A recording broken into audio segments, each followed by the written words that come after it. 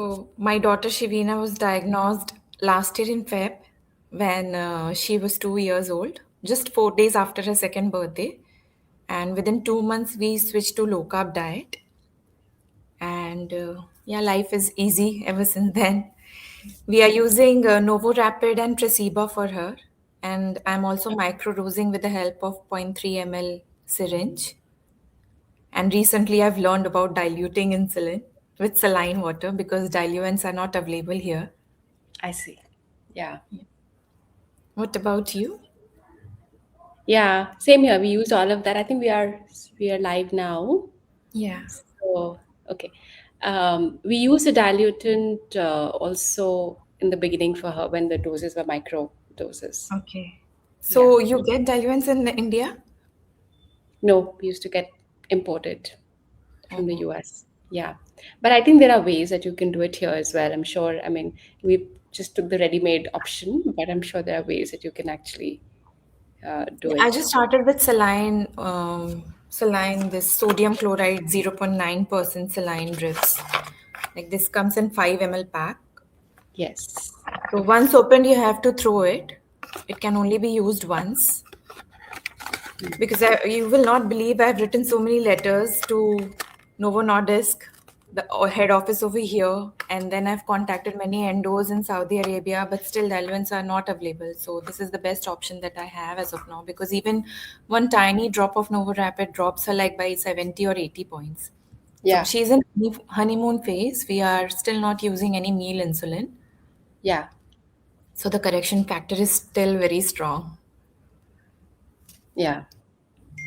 Yeah. I remember using this again diluent till for I think 2 3 years, and then you stop needing it after some time, depending also the least amount of syringe that you have. Yeah. Yeah. And I think with low carb, your insulin need must be very low, right? Very low, So like, yeah, that's what meal insulin we don't require any. Even if she has a vegetable, she can eat without any insulin as of now. But in the evening, I've just started noticing protein rise spike, especially after she sleeps by after 10 p.m. So maybe I have to introduce R. Right now, I'm just correcting it with fast acting hmm, because the patterns are also very different. Each day is different. It's not same every day. So I'm just correcting is when required. yeah, that's the thing with diabetes. No, it just feels like you figured it, and then it changes on you, and then you figure it again, and then it changes on you. So I feel that's the nature of what you're dealing with. Yes. So Yeah. I think we are live now. Hi, I hope we are audible and visible to everyone.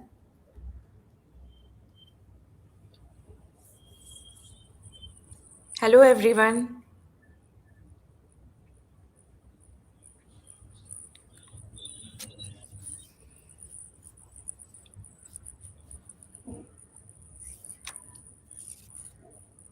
I think we'll wait for a few people to join in and then we can start like after a minute or so.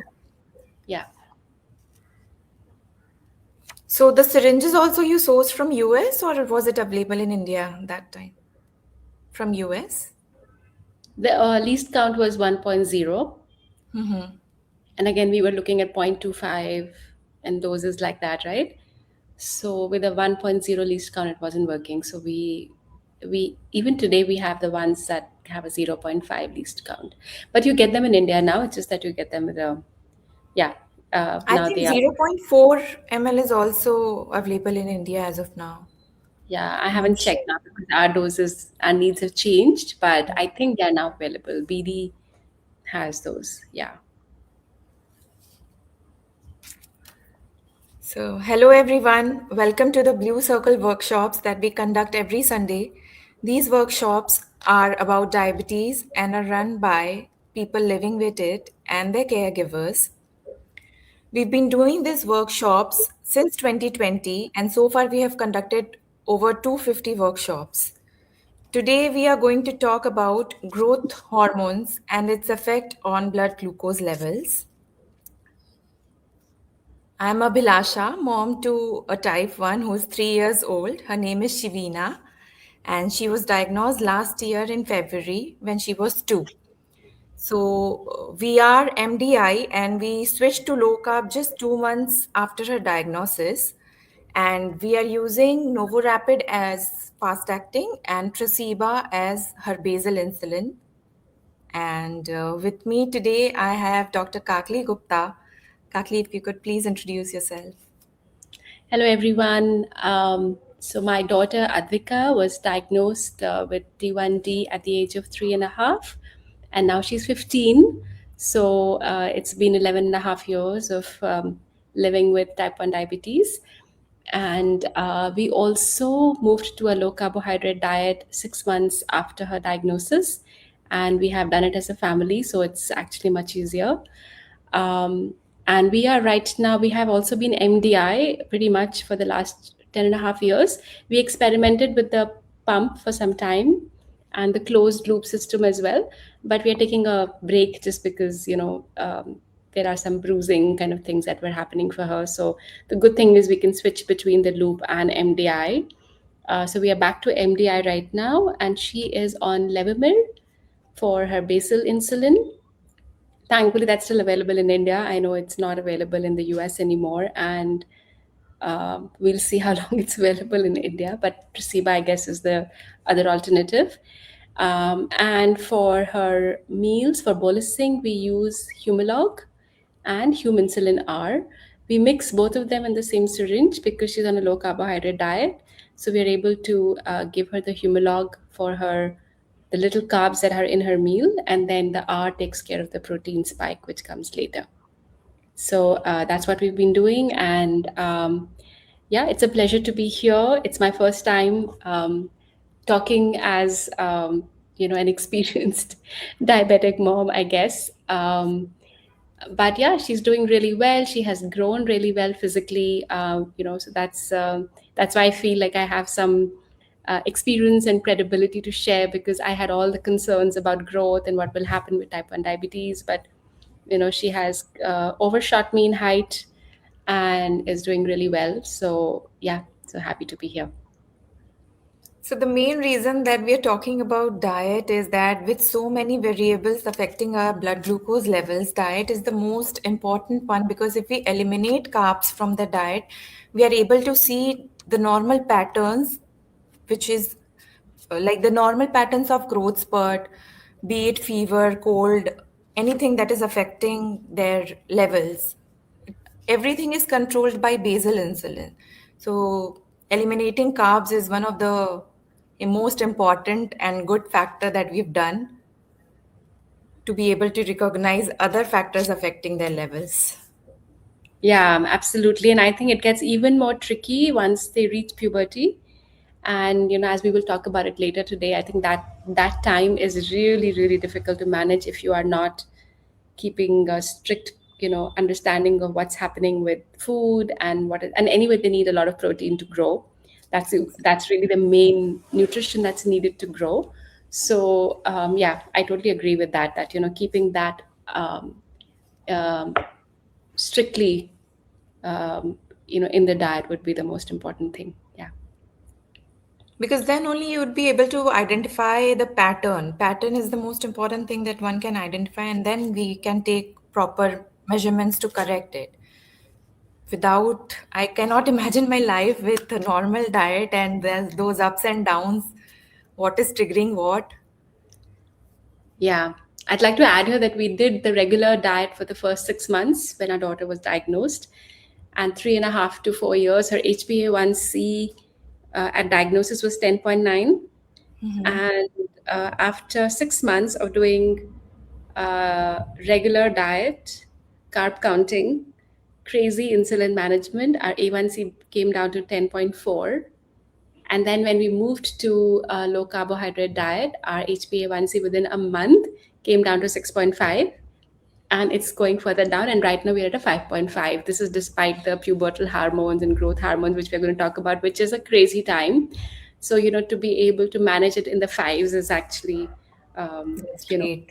a pretty good achievement, Yeah, considering it that is. so many things can go wrong at that time with bachelors. From what Yeah. I've heard is puberty is a bully of type 1 diabetes. So it's very difficult to manage that time, and it's great that she's in her fives because even Shivina, when diagnosed, her A1C was around 14. Yeah. And just 6 months after, we moved to Lokap 2 months after her diagnosis, and within 6 months, when we rechecked, it was 5.6. So we went for her annual checkup in January, and her endo said that her A1C is better than mine, so there's no need to check. We don't need to prick her unnecessarily because the CGM showed 4.9, and links is pretty much accurate. So yeah, I trust it. Even if it's plus minus zero point 0.2, it would hardly Yeah. make any difference. Yeah. Yeah. Yeah. Yeah. So I'm thinking about the, the growth time, and do you want to talk a little bit more about that? So it's just been 2 months since we've started noticing her patterns. Like it started from November end when we were out for a vacation. Her levels were going high. Like even the nighttime rises were very prominent. Before, prior to that, it was only managed through basal insulin. So we corrected her with fast acting, and I also gave her 0.25 unit of 40 IUR regular insulin. So that's how we managed in the first month. But what mistake I did there was I overstacked basal, and Tresiba it generally takes 3 to 4 days to settle down. And because of that, once the growth spurt settled down, she went low. And that hypo was very severe. She went into her 40s. So, one thing I learned from that is not to overstack Tresiba during growth spurt. And so, we started using regular insulin to combat the night rises. So in Mm. January, we managed it like that. And whenever she was high, because even the patterns were not were not same every day. Like once she's going high at around 6 a.m., the other day she's going high around 10 p.m. So it was not the same every day. So we managed correcting her with Novo Rapid as and when required. And Yeah. let's see what happens in Feb. Yeah. So I was wondering if it might be helpful to think about, at what times in human development, right, we see these specific growth phases, right? कौन कौन से Hmm. ऐसे times हैं जहाँ पर ज़्यादा होता है ऐसे? आई थिंक थोड़ा सा अगर हम एक्सपेक्ट करते हैं, एटलीस्ट मेरा एक्सपीरियंस ये है कि अगर आप इसको एक्सपेक्ट करते हो कि अच्छा अभी ये वो वाला टाइम आ रहा है, दैट टाइम इज कमिंग, तो you can plan for it little bit better and you can look for it better. जैसे हम लोग बहुत टाइम से प्रिपेयर हो रहे थे कि अच्छा अभी ये 11 से 16 वाला टाइम आएगा जिसमें ये सारे हार्मोन्स क्रेजी होंगे. वो वाले टाइम के लिए मैंने बहुत पहले से प्रिपेयर करके हम उसके बारे में ना सोचते रहते थे कि अच्छा अब आएगा इसको, जस्ट टू बी प्रिपेयर्ड. तो one of the things that might be helpful I think is to see कि कौन से ऐसे टाइम्स है, लाइक आपकी डॉटर अभी Free. 3 Almost की, free. राइट. तो राइट, तो जो शुरू के फर्स्ट 2-3 इयर्स हैं उसमें बहुत ज़्यादा ग्रोथ होती है. सो आप शायद ग्रोथ हार्मोन्स आते रहते हैं. ऐसा नहीं है कि पूरी लाइफ में सिर्फ कुछ फेजेस में आएंगे, लेकिन कुछ फेजेस में ज़्यादा आते हैं. So first 2-3 years I think maybe 0 to 2, 0 to 2, किसी का 3, and then the next big phase is 11 to 16, Hmm. Right. So I think it's also interesting कि हम दोनों के बीच में आज आपकी डॉटर अभी फर्स्ट वाले फेज में है और मेरी डॉटर सेकंड वाले फेज में है, जहाँ पर इंसुलिन नीड्स काफ़ी हाई हो जाती हैं. Hmm. और नो या. मैटर आप उसको फूड से करेक्ट, आप हर चीज़ सही कर सकते हो, बट कभी-कभी वो हाई जाएगा ही जाएगा बिकॉज़ ग्रोथ हार्मोन जब रिलीज़ होता है तो बॉडी अपने आप एक रेजिस्टेंस स्टेट में आ जाता है, जब वो इंसुलिन रेजिस्टेंट हो जाता है। तो या. आप सब सही करके भी बच्चा आपका 150, 160 जा सकता है। मुझे किसी ने बताया था कि for non diabetic children, shooting to 150 is pretty normal during growth spurt, but obviously not for longer duration. The insulin itself self corrects and they come down within an hour or so. या. तो उनका वैसा है, but having said that मैं फिर भी इसको 130 में करेक्ट कर देती थी, क्योंकि एक टाइनी ड्रॉप से भी इसका 70 टू 80 पॉइंट्स डाउन होता था। तो मुझे बहुत केयरफुल रहना पड़ता था कि 140 जाए तभी मैं करेक्ट करूँ। बट थैंकफुली अभी जब मैं सलाइन से डाइल्यूशन मैंने जब ट्राई किया तो लैंडिंग बहुत स्मूथ रहा। अभी ग्रोथ स्पॉट नहीं है, फिर भी उसका 30 to 40 पॉइंट्स का हो जा रहा है manage. Whenever she is 120+, I am correcting her, और उसका आराम से लैंडिंग बहुत स्मूथ हो रहा है 90s में। तो maybe next growth spot में we'll try again diluting the insulin and giving her doses. And 150 is not a number that I would want her to stay. So 130 पे ही मैं correct कर देती हूँ। या दैट मेक सेंस. या सो आई मैंने think go ahead, go ahead. मैंने connect भी किया था एक लेडी से, सो उस जेनी नाम है उस लेडी का इंस्टाग्राम पे। So she motivated me a lot. She is the one who suggested कि आप सब चीज़ सही कर रहे हो, फिर भी कभी कभी ये ट्रिकी, ऐसा ये condition he itself is so tricky कि कभी आपका हाइपो हाइपर होगा ही जिसका कोई लॉजिकल आंसर नहीं होगा। But she also said that at least your child is eating better than 95 or 99% of non-diabetic children, क्योंकि उसके बॉडी में जो जा रहा है वो उसके nutrition, gut health, overall immunity सबको सपोर्ट कर रहा है। एंड ग्रोथ स्पर्ट के टाइम पे अब एटलीस्ट आई नो कि कब आने वाला है। I have been tracking the dates and patterns, so I know कि क्या करना है। I have all the tools, I have everything. So once in a while if even she shoots to 140, we are prepare and it's okay, completely normal. आपको अपने बच्चे को fear नहीं feed करना है। एक घर का एनवायरनमेंट थोड़ा अच्छा रखना होगा जिससे कि बच्चा भी बड़े होके अपने आप में कॉन्फिडेंस उसमें भी आए। एंड आपको बस एक इसे एक्सेप्ट करना होगा कि हाइपो एंड हाइपर पार्ट है लाइफ का। ये आपके पूरे जर्नी को डिफाइन नहीं करता है। या I think that's very well said. मुझे याद है कि मैं बहुत शुरू में फ्रस्ट्रेट होती थी कि ये मैं सब कुछ ठीक कर रही हूँ, अभी तो डाइट भी ठीक है. उसके बाद भी जब वो स्पेशली जब 11 का 16 वाला जो ये वाला जो फेज़ था, इसमें हमारे साथ कई बार ऐसे हुआ है कि पूरी रात हम इंसुलिन डाल रहे हैं और ऐसा लग रहा है कि पानी दे रहे हैं, कि क्योंकि वो बच ही नहीं कर रही है. मतलब 200 हो गई, हिल नहीं रही है वहाँ से बिल्कुल भी. एंड वी नो कि दैट एक्चुअली मीन्स कि बहुत ज़्यादा रेजिस्टेंस है.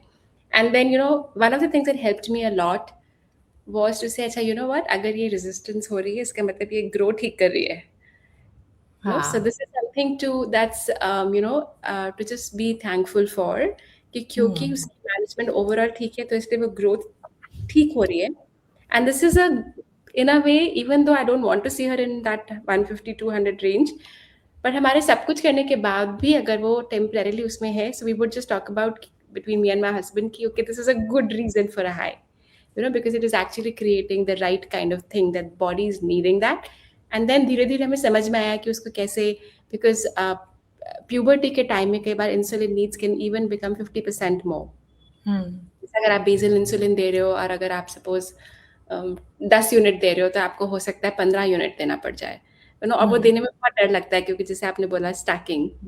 So you are always worried कि ओ अब ये स्टैकिंग अगर हो गई या फिर मैंने गलत कर दिया, उसको स्कूल भी भेज रहे हो आप उसी टाइम पे, और स्कूल में अगर लो हो गया और फिर ये भी पता है कि 4-5 दिन रहेगा, उसके बाद शायद वापस कम हो जाएगा और फिर ऑब्वियसली आप हमेशा डायबिटीज के पीछे रहते हो. मुझे हमेशा लगता है वो जो गाना है ना, आज मैं आगे आज मैं पीछे, मुझे हमेशा लगता है कि डायबिटीज आगे और मैं उसके पीछे पीछे, but there is always a reaction time, always a lag time. तो समझ जब तक समझ में आता है कि अच्छा ये आ रहा है अभी एक ग्रोथ का फेज, तब तक उसका कुछ पार्ट निकल चुका होता है.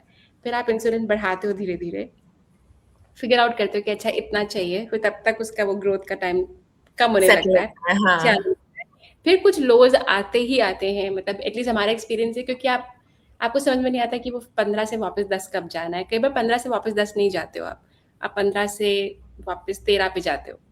No trial error, I think वो डायबिटीज का पूरा गेम ही ट्रायल एरर का है. सो बट इस बात की सेटिस्फैक्शन कि अच्छा बच्ची, लाइक यू सेड, न्यूट्रिशन ठीक है और वो ग्रो कर रही है ठीक से, और जितना हम राइट चीज़ें कर रहे हैं उसके लिए कि ठीक है अपनी तरफ से बढ़ा रहे धीरे धीरे without taking big leaps, but gradually.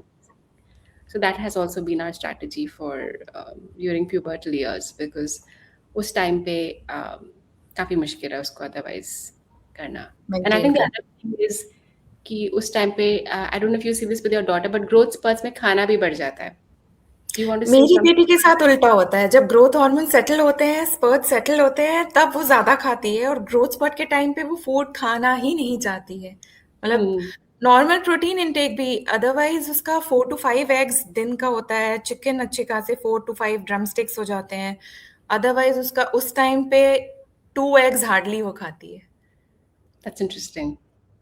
तो उसके साथ अलग है. एंड जो आपने बताया कि नीड्स जैसे फ्लक्चुएट होते हैं, so I tell Hmm. You my experience. दिसंबर में Shivina came off all insulin, उसको एक भी नहीं लग रहा था. Hmm. एंड ग्रोथ स्पर्ट आया, बेजल मैंने दिया, बेजल बढ़ाया, सब किया, करेक्ट किया. एंड अभी उसका 0.5 में फ्लक्चुएट हो रहा है. अभी भी मैं उसको प्रॉपर नेल नहीं कर पाई हूँ, बिकॉज कभी कम हो रहा है, कभी ज्यादा हो रहा है. तो वैसे ही है, वो सब Hmm. पार्ट है, वो सब चलेगा. Yeah. Yeah. Exactly. हमारा एक्सपीरियंस ये है कि in fact one of the ways in which we find out कि हंगर बढ़ जाता है, you know, that's how you distinguish. Typically we are able to distinguish between sickness and growth. Growth, क्योंकि sickness में यूजुअली एपेटाइट कम हो जाती है, और हम्म. ग्रोथ में you know the hunger goes up, या फिर दिख जाएगा कि अच्छा आज डेफिनेटली कपड़े थोड़े से छोटे हो रहे हैं, यू नो, या शू साइज चेंज हो रहा है. सो इट यूजुअली, या हमने एक हाइट चार्ट रखा हुआ, which is actually a fun thing that we do at home. जब ये छोटी सी थी ना, हमने इसका हाइट चार्ट लगाया हुआ है रूम में. तो वी हाँ. Actually celebrate all of this, क्योंकि इवन तो हम सब फ्रस्ट्रेटेड हो रहे होते थे कि ओह इतना रेजिस्टेंट शुगर्स है, कितना इंसुलिन दे रहे हैं, कुछ नहीं हो रहा. But we found a way to you know celebrate that वो ग्रो कर रही है. तो वो हमारा hmm. Height chart to be a very nice tool for us, अभी भी होता है. And we would usually check it first thing in the morning, because the height also changes during the day. But सुबह सुबह फिर अच्छा, रात को रेजिस्टेंट शुगर से इतने लंबी हो गई होगी, चलो देखते हैं कितना है. You know, so that was one of the nice playful things that we have done as a family, कि वो जो थोड़ा हम्म. सा रात का टेंशन और स्ट्रेस होता है about resistant sugars and आप लगे हुए हो मैनेज करने में, but you know you're also celebrating the fact कि वो actually में it's बड़ी हो रही है. एंड बढ़िया. हमारा उसके साथ फिर ये भी है कि डाइट चेंज हो गया, या बहुत भूख लग रही है तो बढ़ गया. And one of my learning वो, शुरू में मुझे बहुत टेंशन होता था कि ओ अगर ये अब ज़्यादा खाएगी तो मुझे, क्योंकि मैंने नहीं सोचा था कि ये ज़्यादा खाएगी, मैंने ऑलरेडी प्रिडिक्ट करके इंसुलिन दे दिया है. But if she is needing to eat more, then she is needing to eat more, you know, and hmm. I shouldn't control that because our body is needing it. Hmm. And so then the simple thing is, okay, if you need to eat more, since you're eating low carb anyway, you know, there's no junk going in, so this is good hmm. that your body needs Yeah. food. तो ठीक है, एक injection extra लगेगा या 2 injection शायद extra लग जाएंगे, but that's okay because if you are hungry you should be eating. Exactly. So और मैं ये बहुत सारे मॉम्स को भी बोलना चाहूँगी, क्योंकि मैंने बहुत सारे व्हाट्सएप ग्रुप पे ये भी नोटिस किया है कि ओ मैंने उसके वो लंच का इंसुलिन दे दिया, अब मेरे एंडो ने कहा है कि नेक्स्ट 2-3 आवर्स के लिए कोई इंसुलिन नहीं दे दें, बट मेरा बच्चा भूखा है. आप इंसुलिन उसके कार्ब रेशियो से अगर आप मैनेज कर रहे हो, तो आप बच्चे को भूखा मत रखो, आप उसको इंसुलिन दो और उसको स्नैक दो, क्योंकि बच्चा भूखा नहीं रहना चाहिए. yeah, मेन पॉइंट वो होता है. इवन दो 2-3 आवर्स का वो जो गैप होता है, वो करेक्शन फैक्टर में आप मैनेज करो, बट खाने के टाइम पे आप मत दो. Cover your carbs with insulin. yeah, exactly, yeah. And I think ये चीज़ आगे जाके भी बार बार होती है, बिकॉज यू स्टार्ट थिंकिंग कि अरे यू नो, पहले मेरी टेंडेंसी होती थी, दिस वाज माय लर्निंग, मेरी टेंडेंसी होती थी इंजेक्शन बचाने की, कि ओ इसको एक प्रिक बचा देती हूँ, अच्छा ठीक है अभी और चाहिए था क्या, you know. And now I am realizing कि उसको इतने इंजेक्शन से फर्क पड़ता नहीं था एक्चुअली, वो मेरे को एज अ हाँ, मदर लगता था कि लगता था. ओ उसकी प्रिक बचा लूँ. But you know, and especially I think when they get older, जैसे अभी तो आपकी बेटी छोटी है, I think for me when she started to do her own injections, that was also one learning. जैसे अभी वो अपने आप को इंजेक्शंस खुद दे सकती है, खुद लगा लेती है, एंड उसको कुछ नहीं फर्क पड़ता, मतलब वो ब्लिंक भी नहीं करती है, she is like matter of fact, लगाया खत्म, you know. And so that's also helpful, I think it changes as they grow, because अगर उसको कोई प्रॉब्लम नहीं है एक्स्ट्रा इंजेक्शन लगाने में, आई कैन सी दैट, तो मुझे क्या प्रॉब्लम है कि यू नो अगर उसको एक्स्ट्रा इंजेक्शन चाहिए तो ये चाहिए. मेरे हस्बैंड ऐसा सोचते थे कि उसका जितना कम प्रिक हो वो बेटर है. And I tell you, within 6 months, अभी लास्ट मंथ ही शिविना ने खुद को खुद से इंसुलिन दिया है on her thighs, but her absorption was not that good. तो मैंने बंद कर दिया उसको, मतलब एनकरेज नहीं किया फिर। बट उसने या 2-3 टाइम्स सेल्फ इंजेक्ट किया है थाइस पे। या या एग्जैक्टली। और करेक्शन फैक्टर भी ड्यूरिंग द स्पर्ट फेज, आपका करेक्शन फैक्टर भी चेंज होता है, आपको ज़्यादा फास्ट एक्टिंग भी बहुत ज़्यादा लगता है हम्म उसको ब्लड शुगर को नीचे लाने के लिए। तो कैसे पता चले कि ग्रोथ हार्मोन सेटल हो रहे हैं? मेरे साथ ये एक्सपीरियंस रहा है कि मैं जब उसको एक टाइनी ड्रॉप देती थी ड्यूरिंग द रेजिस्टेंस फेज, तो she used to drop by 50 points. But कैसे पता चले कि वो सेटल हो रहा है? जब मैंने उसे दिया and she was in 140 and then she it was 70 and arrow down, 70 going down, arrow was down. तो तब मुझे समझ में आ गया, नहीं, I need to hold the insulin as of now because अब इसका सेटल हो रहा है। तो आप करेक्शन फैक्टर से भी आइडेंटिफाई कर सकते हो कब वो ज़्यादा लग रहा है, कब कम लग रहा है, कब सेटल होने वाला है। So you need to back off थोड़ा सा। Yeah and with Tresiba it's more trickier because वो आपका 2-3 डेज स्टैक हो जाता है, तो आप ग्रोथ स्पर्ट के एकदम एक्सट्रीम फेज पे जो दे रहे हो, क्या पता जब सेटल हो जाए उसका इफेक्ट तब आए। तो it's hmm better to cover with R rather than increasing Tresiba too much। या और लाइक दिस से ना कि आपको फिर वो शिप की कंट्रोल करने की आपकी फ्लेक्सिबिलिटी ज़्यादा है, राइट? हाँ, अदरवाइज आप 2 दिन का आपने ऑलरेडी दे दिया उसको, तो आप चेंज नहीं कर सकते। Exactly exactly. क्योंकि आर के साथ आपका 5 to 6 आवर्स में उसका इफेक्ट वीन ऑफ हो जाएगा, but with Tresiba it will take another 3 days. तो आपको 3 डेज एक्स्ट्रा आप हाइपो ट्रीट कर रहे हो, और कब कितना एक्सट्रीम जाएगा पता नहीं। क्योंकि she went into 40s and it was, even though I treated her with Glucon D, कितना स्पून उसने ग्लूकॉन डी खाया, इलेक्ट्रोलाइट खाया, she was going to 70 and then again coming back in, dropping to 40। तो या वो मेरे लिए एक लर्निंग एक्सपीरियंस अच्छा रहा वो मेरा। या सो विद लेवेमिर, आई थिंक लेवेमिर में आप हर 12 घंटे में डिसीजन चेंज कर सकते हो, क्योंकि ओके। इवन तो दे से कि लेवेमिर 24 आवर्स चलता है, बट क्योंकि हम स्प्लिट करके देते हैं दिन में 2 बार, तो लेवेमिर में आप मॉर्निंग और नाइट की डोज की आपकी थोड़ी सी वो रहती है फ्लेक्सिबिलिटी कि अच्छा ठीक है आप इसको ट्वीक कर सकते हो। तो वो मुझे लगता है ग्रोथ के फेजेस में it helps. Hmm, hmm. Another learn we had was कि हमने इतने सारे एमडीआई किया है, बट रिसेंटली पंप ट्राई करने के लिए भी हमारे को one of the incentives was pubertal hormones. हुँ, और हुँ, पंप हुँ। में ये होता है कि बेसल आप हर 5 मिनट में चेंज कर सकते हो। हुँ, So, hmm, hmm. so the basal going through the pump was an interesting thing. I think from a but pump के दूसरे और issues हमें लगे, लेकिन एक ये चीज़ कि बेसल चेंज करना during growth times, वो flexibility होना was an important thing. और Yeah. आपका एक्सपीरियंस क्लोज़ लूप सिस्टम के साथ कैसा रहा during this growth spurt, if you have? So during, yeah, exactly. So I think it was very, very nice in terms of what it can do on its own. वो अपने आप काफ़ी सारी चीज़ें करेक्ट कर लेता है। तो हम सो ज़्यादा अच्छा रहे थे एज पेरेंट्स। हमारी नींद 10 साल में we haven't really had, maybe पूरे 10 साल में शायद 10 रातें ऐसी होंगी जिसमें हम बिना इंटरवेंशन के सोए हैं। ओके। अभी आदत पड़ गई है, लेकिन लूप के साथ मतलब हमने उसको 5 महीने लूप पे रखा था अभी, तो 5 महीने में से हम 10 रातें जागे, बाकी रातें हम सोए हैं। सो डेफिनेटली वो आपके बहुत सारा चीज़ ऑटोमेटिकली मैनेज करता है। लाइक ऐसे फ्लेक्सिबिलिटी बहुत ज़्यादा है उसमें, आप बहुत सारे चीज़ें लगा सकते हो कि अच्छा आप साइकिल्स हैं, गर्ल्स मेंस्ट्रुअल साइकिल है तो अब इसको ऐसे चेंज कर दो, आप you can do a lot of settings.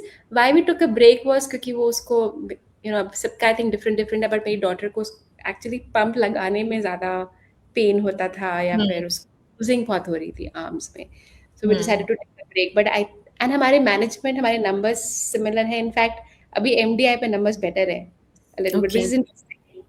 या I can't explain exactly, but हमारे नंबर्स थोड़े से एमडीआई पे बेटर है। ओके, 5.3 और एमडीआई 5.5 हो रहा था पंप पे। ओके। अ, क्योंकि पंप में ये भी कभी कभी, अब कभी कैनुला बेंड हो गई, इंसुलिन जा साइड रहा है कि इश्यू। नहीं जा रहा हाँ। है। हाँ, तो वो वाले जो फैक्टर्स हैं जो इंजेक्शंस में नहीं होते। सो या सो हरगुन जी का क्वेश्चन है कि 4 यूनिट करेक्शन से भी कभी-कभी कुछ फ़र्क नहीं होता। 10 ईयर की बेटी है, रात में हाई जाती है, पेन से बेज़लॉग एंड ह्यूमनलिन आर। तो हरगुन जी, आप अगर फास्ट एक्टिंग यूज़ नहीं कर रहे हो, क्योंकि ह्यूमनिन आर आपका रेगुलर इंसुलिन है और बेज़लॉग शायद से बेज़ल हुआ, आपको फास्ट एक्टिंग इंसुलिन चाहिए होगा करेक्ट करने के लिए। And may be you can share कि 12 इयर्स में 4 यूनिट करेक्शन से भी कभी कभी कुछ नहीं होता।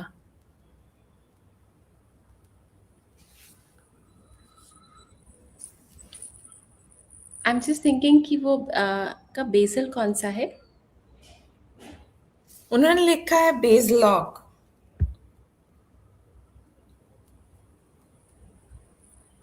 And okay. वो रेगुलर इंसुलिन यूज कर रहे हैं, तो उन्हें फास्ट एक्टिंग इंसुलिन चाहिए होगा। हाँ, लेकिन अगर उनकी डॉटर 12 इयर्स की है और रात को और बेसल आप कितना एक बार देते हैं? बेस लॉक का क्या फ्रीक्वेंसी है? क्योंकि अगर आप क्योंकि वो 12 साल की है, राइट? तो she is definitely in that stage जहाँ पर प्यूबर्टल हार्मोन्स आ रहे होंगे ज़्यादा। तो आई एम ऑल्सो वंडरिंग कि बेसल डोज ठीक है या बेसल बढ़ाने की ज़रूरत है? उस टाइम पे क्या कोई पैटर्न है कि जब आप लिख रहे हैं कि कभी-कभी कुछ फ़र्क नहीं होता, तो आई एम क्यूरियस कि वो कभी-कभी जो फ़र्क नहीं होता, वो पर्टिकुलर टाइम्स में होता है कि सपोज़ यू नो अ, 3 हफ्ते ठीक है, 1 हफ्ता ठीक नहीं है, राइट? वो जो कभी-कभी है, उस कभी-कभी का कोई पैटर्न है क्या? अगर उसमें कोई पैटर्न है, देन आई थिंक वो ग्रोथ हार्मोन्स या प्यूबर्टल हार्मोन्स का सर्ज हो सकता है, जिसमें मैं वो जैसे मैं बोल रही थी कि हमारा एक्सपीरियंस ये है कि कई बार 50% भी हमने बेज़ल बढ़ाया है, राइट? तो एंड दूसरा कि प्यूबर्टी हिट हुई है कि नहीं, साइकिल स्टार्ट हुए हैं कि नहीं, मंथली अगर साइकिल्स के टाइम पे ऐसे हो रहा है, तो डेफिनिटली बेज़ल बढ़ाना पड़ेगा उस टाइम पे। एंड स्प्लिटिंग बेसल आपके लिए ज़्यादा बेनिफिशियल होगा बिकॉज बेसलॉक का भी कवरेज 20 to 24 आवर्स है। या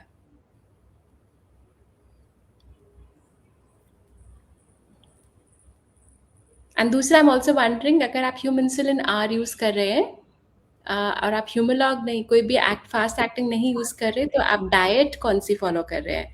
अगर रेगुलर कार्ब डाइट है तो वो ह्यूमन इंसुलिन आर से मेरे ख्याल से कवर नहीं होगा। It's hmm. Too slow for carbs. Hmm. अगर आप बिल्कुल ही लो कार्ब कर रहे हैं तो कई बच्चों के साथ आर से काम हो जाता है। हमारा एक्सपीरियंस नहीं है, हमारे को फिर भी उसको थोड़ा ह्यूमलॉग देना पड़ता है।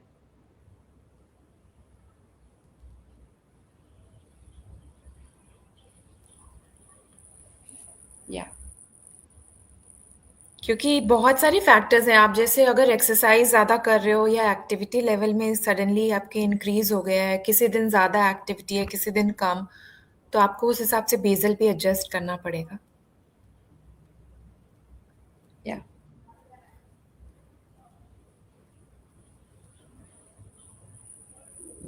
So we were talking about pump, तो पंप के साथ जैसे साइट इशू एंड हाँ वो सब भी है, ब्रूजिंग का भी इश्यूज है, और मैंने सुना है लीकेज का भी काफ़ी इशू होता है पंप के साथ। हमारा लीकेज का तो नहीं हुआ इतना, बट हमारा ये हुआ है कि जैसे स्कूल में सडनली वो बाहर ही निकल आया कैनुला। अब हम्म। बाहर निकल आया और फिर अब एकदम से स्कूल भागे, मतलब मैं कभी 10 साल में स्कूल नहीं भागी हूँ क्योंकि हमेशा इंजेक्शन हमेशा उसके फ्रिज में होते थे स्कूल के।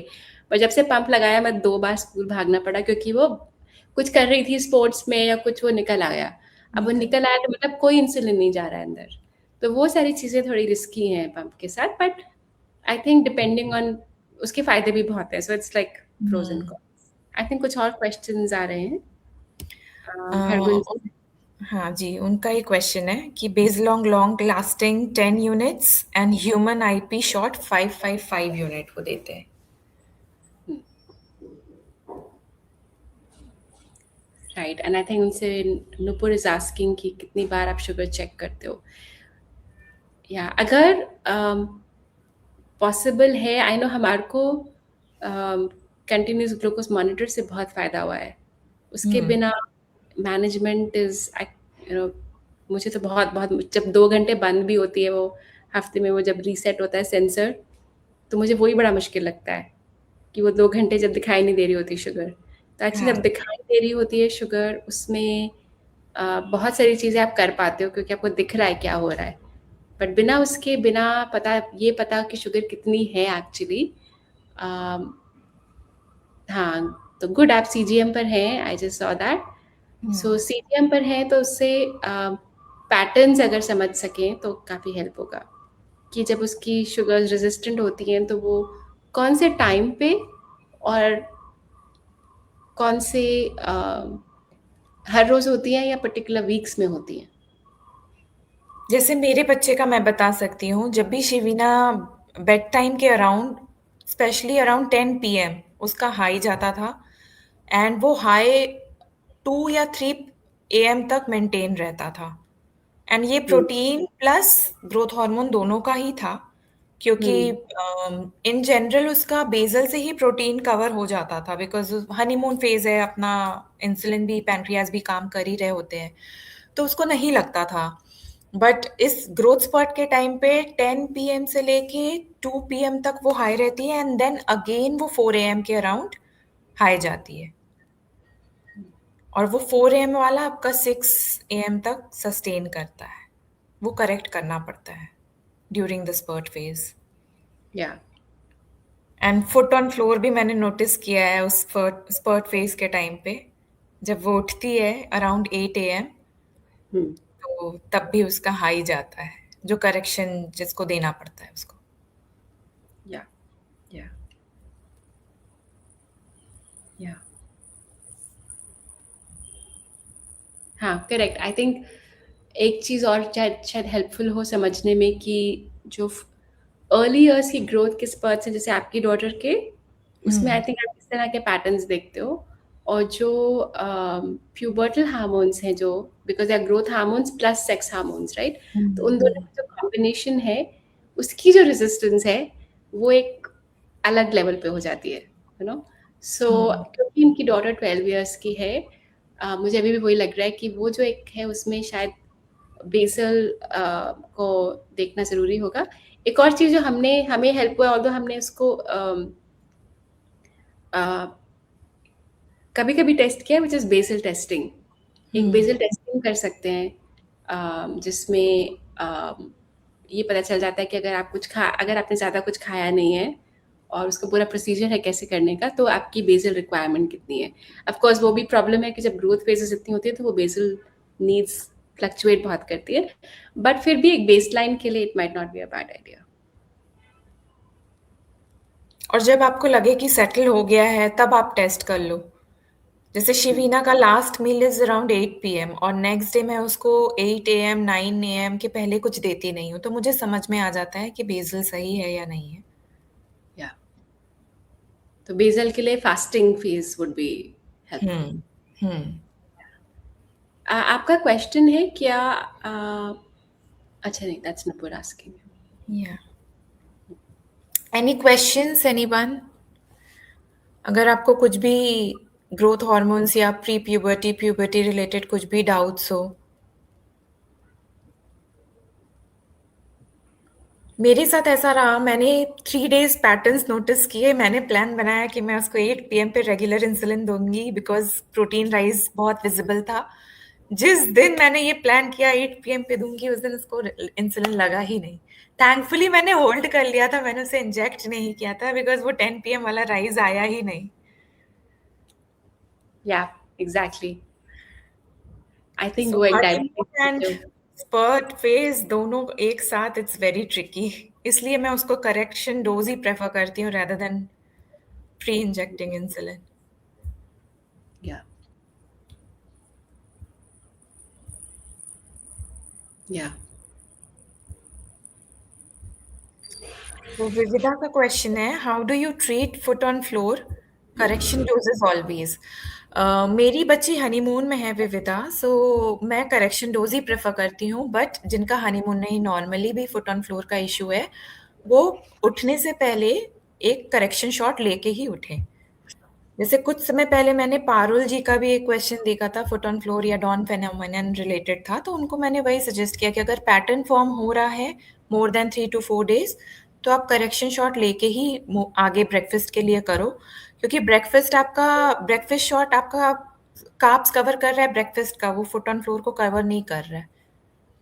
बहुत लोग का एड्रेनालाइन स्पाइक भी होता है, वो उसके लिए भी करेक्शन कभी-कभी लगता है, कभी-कभी नहीं। सो पैटर्न बहुत ज़रूरी है ऑब्ज़र्व करना एंड टेक एक्शन अकॉर्डिंगली। अगर वंस इन अ व्हाइल हो रहा है, करेक्शन रिक्वायर्ड है, करेक्ट करके मूव ऑन कीजिए, बट अगर पैटर्न हो रहा है, देन आपको डेली वैसे ही करना होगा उसे address. Yeah. Question And from there's, a parent: how do I know if my child is in a growth spurt? do you want to say for toddlers and then I can speak for It's okay. teenagers? You can answer because I think you've managed, you've seen it all. So yeah, it would be better if you answer it. Okay. So I think typically एक 3 day pattern का एक rule होता है which is like when you see कि एक ही चीज क्योंकि एक बारी में समझ में नहीं आती है लाइक आई वाज सेइंग कि हमेशा you're behind diabetes. I always feel diabetes is one step ahead and it's okay क्योंकि you let diabetes tell you what it's trying to do and जो भी पैटर्न है अगर हमें लगता है कि ये we see कि अच्छा बीमार नहीं है clearly so it's not coming from sickness like I said typically loss of appetite की जगह increased appetite होगा so कि अच्छा थोड़ा सा need to eat more हो रहा है typically बच्चे ज़्यादा सोते हैं when they are growing because a lot of growth hormones actually act during sleep because body is trying to divert all the fuel while sleeping क्योंकि बाकी activities नहीं हो रही होती उस time पे so that is a good time for the body to feed the brain and the growth plates तो typically नींद में आपको दिखेगा कि वो ज़्यादा हो रहा है तो बच्चे सोना ज़्यादा चाह रहे होते हैं उस टाइम पे तो बीमार नहीं है ज़्यादा खा रहे हैं कपड़े छोटे हो रहे हैं क्लियरली ऊपर दिख रही है हाइट तो ये सारे फैक्टर्स हैं और मतलब रेजिस्टेंट शुगर्स जैसे स्पेशली टीनेज ईयर्स में तो मैंने जैसे बोला ऐसा लगता है कि आप कई बार पानी दे रहे हो इतना रेजिस्टेंट होता है कि आपको लगता है कि इंसुलिन गया था नहीं गया था इंसुलिन खराब तो नहीं हो गया हमारे दिमाग में ऐसे बहुत सारे क्वेश्चंस आ रहे होते हैं जब हम आपको लगता नहीं कि अच्छा हम फिर से वही वाले क्वेश्चंस पूछ रहे हैं कि ओ इंसुलिन तो नहीं खराब हो गया ओ यू नो स्पेशली 50% मतलब आपको देने में भी डर लग रहा होता है सो कि अच्छा ये बार बार वही पैटर्न आ रहा है typically that is a growth spurt in my experience and फिर वही कि आप धीरे धीरे उसको बढ़ाना शुरू करते हो जब छोटे बच्चे हैं तो आप परसेंटेज बहुत कम रखते हो उसको बढ़ाने की like Abhilasha you are because वो हनीमून फेज में भी है तो आप आर बढ़ा रहे हो इंस्टेड ऑफ बेसिल क्योंकि बेसिल पे आपका कंट्रोल नहीं है आई हाँ, थिंक डिपेंडिंग ऑन आप पंप पे हो या आप पंप में आपकी फ्लेक्सिबिलिटी ज़्यादा होगी बेसिल बढ़ाने की फॉर लेविमिर बेसिल आप एवरी 12 आवर्स बढ़ा सकते हो if you are splitting the dose into 2 कई बार लोग लेविमिर को 3 वे स्प्लिट भी करते हैं actually so then you doing it thrice in the day छोटी छोटी डोजेस तो आप रात वाली डोज थोड़ी सी बढ़ा सकते हो एंड वही इन सब में I think CGM is very helpful क्योंकि आपको दिख रहा होता है क्या है उसका इफेक्ट क्या हो रहा है और मेरे लिए तो मुझे पता चलता है जब प्रोटीन राइस जनरली 10 PM पे किक इन करता है and it last for 4 to 5 hours। तो so by 2 AM it settles down. वो अपने आप ग्रेजुअली नीचे आ जाता है because uh pancreas are also working. थोड़ा बहुत कॉन्ट्रीब्यूशन एंड ग्रोथ स्पॉट कैसे पता चलता है जब अगेन एट 4 AM उसका विदाउट एनी रीजन वो हाई चली जाती है तो मुझे पता चल जाता है and then foot on the floor भी होने लग जाता है तो पैटर्न ऐसे ट्रैक करना बहुत हेल्पफुल रहेगा।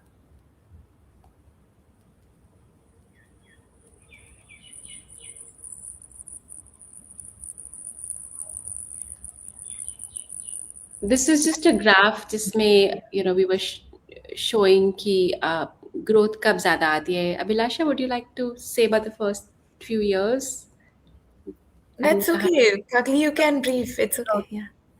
तो yeah this is just helpful reminder कि जो बॉडी की ग्रोथ है वो maximum if you see this is showing height velocity तो मैक्सिमम एक्चुअली 0 to 2 में हो रही है right and then it starts to fall down and it kind of levels ऐसा नहीं है कि ग्रोथ नहीं हो रही है this is about growth velocity showing 2 to 10 में फॉर एग्जाम्पल थोड़ी थोड़ी हो रही है so you will see growth spurts even in 2 to 10 but they will not be as frequent लेकिन 0 to 2 में उसकी फ्रीक्वेंसी बहुत हाई है एंड उसके बाद when you see the graph in females that's a yellow line वो 10 से ऊपर फिर जाने लगी है राइट सो वो 10 to 14 16 एंड फाइनली वो नीचे आके सेटल होती है by 18 so I am also waiting, हमारे भी 3 साल और हैं।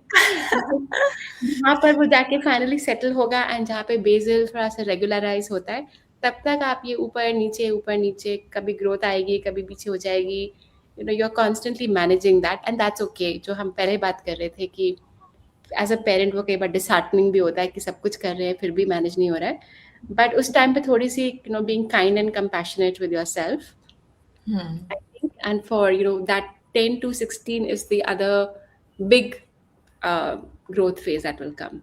But थोड़ा सा peaceful होता है between, you know, 3 4 ish to about 10, जिसको जिस टाइम पे growth होगी, of course, you know, children gain height and their body grows, but वो उतना intensity नहीं होती है.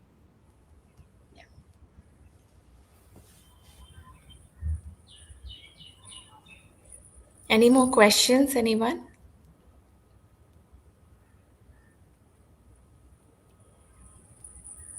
आप जो बेसल यूज करते हो उसका कुछ पीक होता है?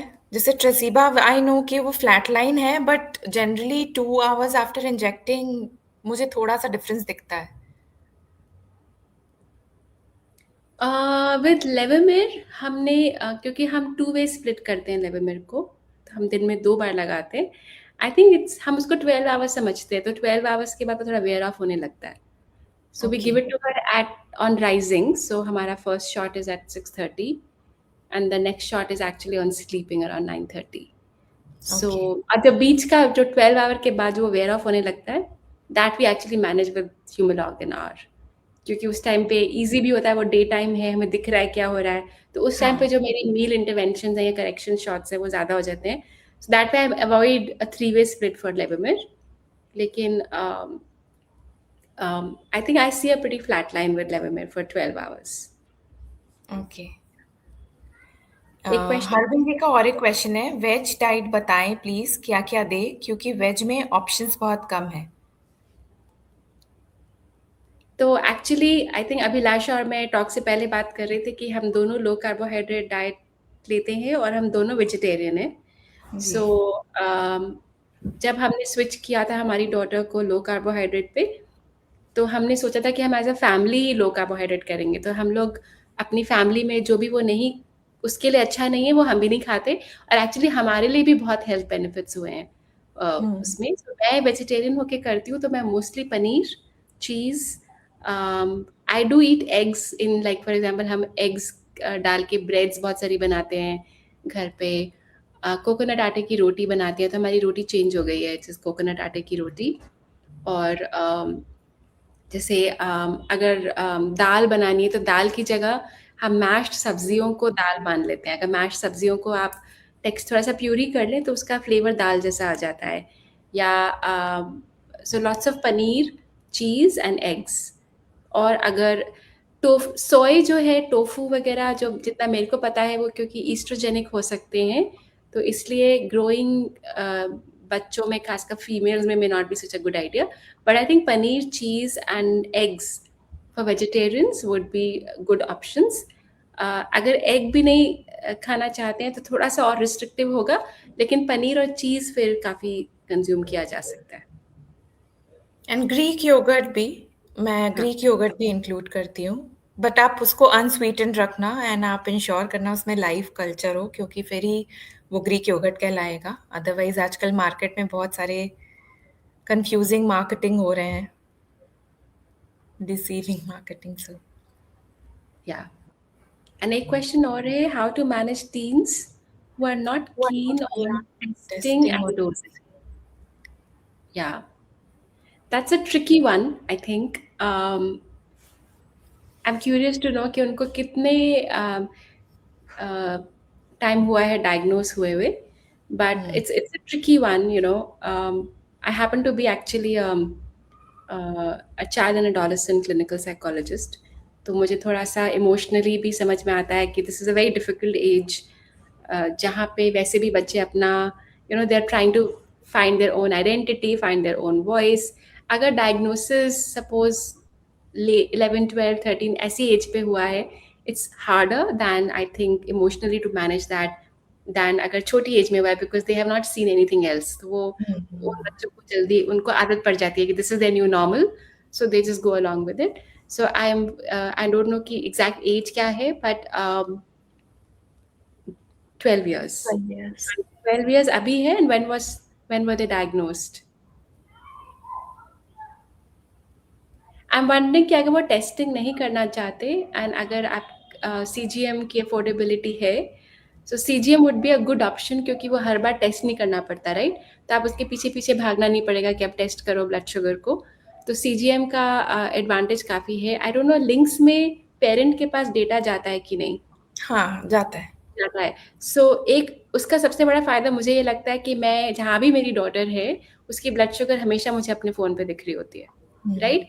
तो ये burden of I think teens को शायद ये भी लग सकता है, क्योंकि वो इतना पीयर ग्रुप आसपास के बच्चों को देख रहे होते हैं ना, कि ओ मैं अलग हूँ या मुझे कुछ अलग करना है.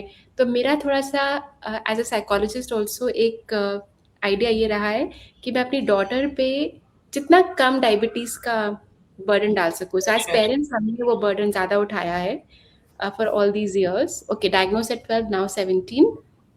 That's helpful. So I think one way could be अगर CGM लगा सकते हैं. दूसरा I would say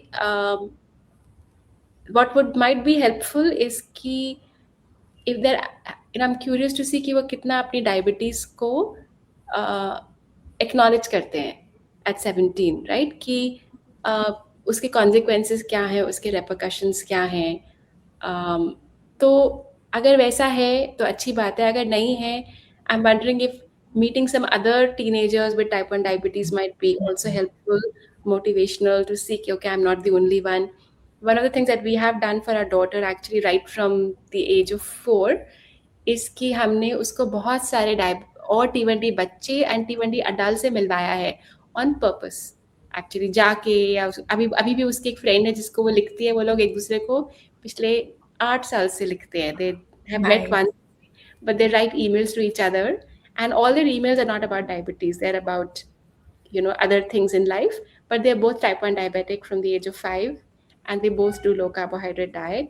So I think कई बार I'm wondering if the 17-year-old is not wanting to acknowledge कि T1D है, because it might make them feel different from others, right? And teachers के लिए वो बहुत मुश्किल sentiment है to handle, that I'm different. So when they meet some other ones and see कि हाँ okay, it's not a big deal, मतलब और भी लोग करते हैं उसको, I'm wondering if that might be helpful.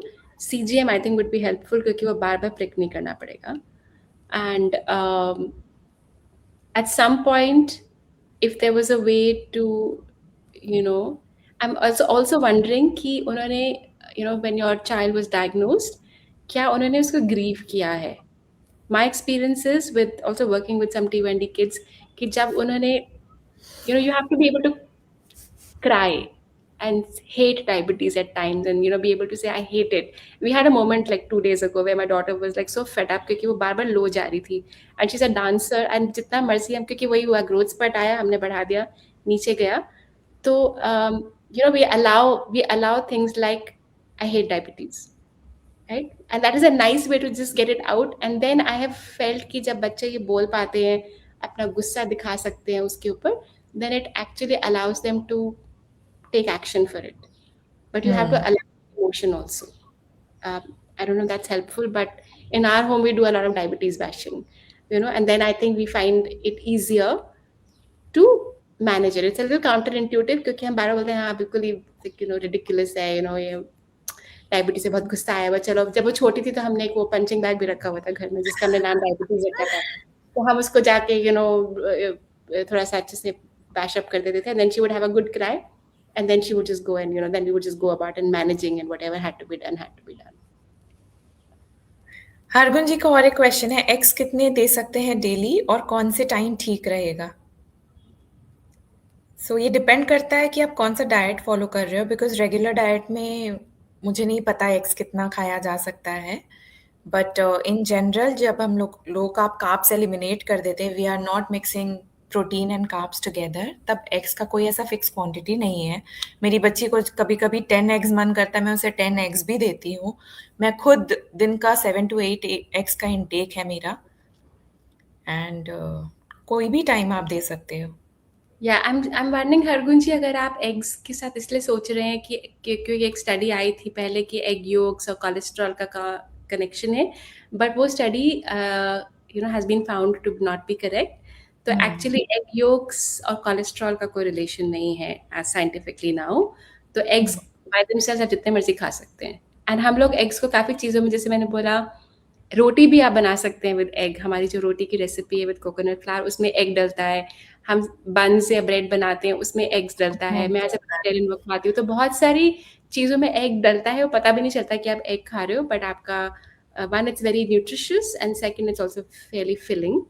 So you can mix it with almond flour, coconut flour, sunflower seed flour. इन सब चीज़ों में एग्स डाल के बहुत सारी चीज़ें बनाई जा सकती हैं। अनुपम पांडे जी का एक आया है मैसेज, डायग्नोज्ड एट 4-6 नाउ। तो 4 to 6 years के एज में ग्रोथ स्पर्ट का कैसा आपका एक्सपीरियंस रहा काकली? आई थिंक 4 to 6 में थोड़ा-सा उतना स्टीप नहीं होता है। आती तो फिर भी है क्योंकि बच्चे तो बड़े हो ही रहे हैं। लेकिन आई थिंक वो इतना फ्रीक्वेंट, या जैसे अभी प्यूबर्टी में होता है ना कि आता है, जाता है, आता जाता है, it's constantly coming and going and you are constantly adjusting doses, उतना नहीं होता था। आई थिंक बेसिल का डोज़ थोड़ा बहुत छोटा-छोटा एडजस्टमेंट्स होता था। वो इतना नहीं कि 50% ही बढ़ा दिया है। अभी तो हमारा होता है कि 50% बढ़ा दिया और फिर 25% कम कर दिया, मतलब थोड़े बड़े-बड़े नंबर्स हो जाते हैं। बट आई थिंक 4 to 6 में इट शुड बी रीज़नेबल, इतना इतना नहीं आएगा। But again every child is also individual differences भी होंगे, वो भी होगा। But I think the trickiest phase would be puberty. Any more questions? I think we've covered everything, Kakli. If you'd like to say anything, any end note. Yes, no, I'm glad that, thank you for all the questions. I hope that this has been useful to you. And just, thank you, Abhilasha. It was a pleasure doing this with you together. Same And here. and thank you to Blue Circle and to Nupur for doing this and giving us all an opportunity to feel a part of a community. I think मुझे लगता है हमेशा कि diabetes के साथ अच्छी ज़िंदगी जीने के लिए एक, if you have a tribe, right, if you have a community, तो बहुत आसान हो जाता है क्योंकि आपको दिखता है कि कितना आपके साथ और भी लोग हैं, और बहुत सारी चीज़ें डुएबल लगती हैं कि अच्छा ये भी कर रहे हैं तो शायद मैं भी कर लूँगी। एटलीस्ट मैंने तो बहुत सारे लोगों से कॉन्स्टेंटली सीखा है, और बहुत सारे पेरेंट्स से, जैसे मैंने बोला, जा जाके मिल के अच्छा आप कैसे करते हो, फिर मैंने कहा अच्छा ये करते हैं तो मैं भी कर लूँगी। तो बहुत हिम्मत आती है जब आप, आई थिंक, एक कम्युनिटी का पार्ट होते हो। So I think it's great that Blue Circle is trying to do that, to create this community and have this community. So there will be, I just want to remind that you can follow Blue Circle Diabetes Foundation on all the social platforms like Facebook, LinkedIn, Twitter, YouTube, blogs, and attend the local meetups in your cities. I think Bangalore में अभी मैंने recently attend किया and I actually had a lot of fun. What was interesting was कि people were of course talking about diabetes, but हम diabetes के अलावा बहुत सारी और चीज़ें भी कर रहे थे। और एक डायबिटीज़ के बहुत स्पेसिफिक इनसाइड जोक्स होते हैं, आई थिंक, जो मुझे उनके साथ शेयर करने में बहुत मज़ा आया। Just felt like that we can actually have fun together. And yeah, and the list of upcoming events can be seen under the events tab of the Facebook group, जिसका नीचे मेंशन हो रहा है यहाँ पर, आप उसको ब्लू स्ट्राइप में देख रहे हैं। एक और क्वेश्चन है, last question if we can take it. Since we are vegetarian, please recommend replacement to wheat flour. My daughter loves chapati very much. You I'm can use happy to I'm happy to share a recipe through Blue Circle if you want to ask this later, or maybe Nupur has a way. We make rotis out of coconut flour and isabgol, so psyllium husk. तो coconut flour और isabgol और गरम पानी, बस सिर्फ उसमें ये 3 ingredients हैं। हल्का सा नमक अगर आप डालना चाहें, आप उसमें एग भी मिला सकते हैं। और हमारे घर में ये हमारी स्टेपल रोटी है जो हम हर जगह अपने साथ लेके भी जाते हैं। हम कहीं बाहर जाते हैं तो, एंड उसका थोड़ा सा texture and taste is like rumali roti. And खाली अगर वो रोटी खाए तो उसके लिए इंसुलिन देने की भी ज़रूरत नहीं पड़ती क्योंकि उसमें इतना फाइबर है कि जो कोकोनट फ्लावर का कार्ब्स हैं वो उसके फाइबर से न्यूट्रलाइज हो जाते हैं। कवर हो जाता है। Yeah. मैं आलमंड फ्लावर यूज़ करती हूँ। हाँ, हम लोग आलमंड फ्लावर से भी बहुत चीज़ें बनाते हैं घर में, स्पेशली ब्रेड्स। ब्रेड्स, या अनब्लांच्ड वंस ना? अनब्लांच्ड फ्लावर एंड सनफ्लावर सीड का जो आटा बना के उसके हमारे घर में वो बनते हैं buns, which I okay, find those are my favourite, and वो हम पाव भाजी के साथ, पाव भाजी बिना आलू वाली बनाते हैं, तो पाव भाजी के बन्स या बर्गर बन्स। बर्गर तो बन्स। वर्सेटाइल, आई थिंक रोटी और बन्स और ब्रेड्स, अगर आप ये 3 चीज़ें सब्स्टिट्यूट फिगर आउट कर लें, तो बहुत सारी चीज़ें ईज़ी हो जाती हैं, बिकॉज़ आप वर्सेटाइल है ना, रोटी हाँ, से आप बहुत सारी चीज़ें बना सकते हो, टॉर्टियाज़, मेक्सिकन खाना, इंडियन खाना, बन से बहुत सारी चीज़ें बन जाती है, लाइक आई सेड पाव भाजी का भी हो सकता है और बर्गर्स भी हो सकते हैं। सो सैंडविच, एनीथिंग, या या मे बी एक सेपरेट पोस्ट आप कर सकते हो फेसबुक, ब्लू सर्कल के फेसबुक पे, with all the pictures and recipes. Yes, absolutely, I think that would be very much possible. या So I think we are done for the day. There are no more questions. So thank you, yes, everyone. Thank you so much for joining. Bye. Bye.